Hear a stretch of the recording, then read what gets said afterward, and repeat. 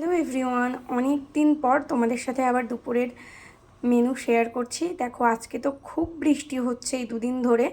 তো এই বৃষ্টির সময় কিন্তু একটা কথাই মাথায় আসে, সেটা হলো খিচুড়ি।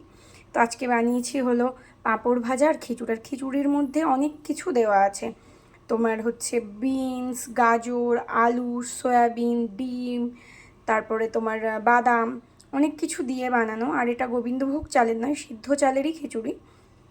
যেহেতু ডিম দেবো, তো গোবিন্দভোগ চালে তো পেঁয়াজ ডিম এসব দেওয়া যায় না, ভালো লাগে না, ওই জন্য সিদ্ধ চালেরে বানিয়েছি।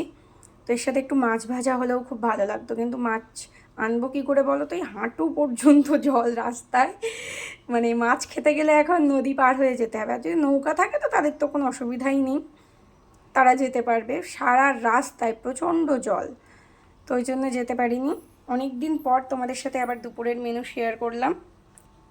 সবাই বৃষ্টিতে ভালো থেকো, সাবধানে থেকো। খুব একটা রাস্তায় যদি বেরোতে না হয় তো বেরিও না, কারণ প্রচণ্ড জল। আর যারা আমাদের রাস্তার পাশে অনেকেই তো থাকে, তাদের এখন খুব অসুবিধা, পশু পাখি সবার, মানে রাস্তার কুকুর বেড়াল তাদেরও খুব অসুবিধা হচ্ছে থাকতে। তো কোনো কুকুর বিড়াল যদি কারোর বাড়ি আসে, দয়া করে এখন অন্তত তাড়িয়ে দিও না। টাটা, সবাই ভালো থেকো, সুস্থ থেকো।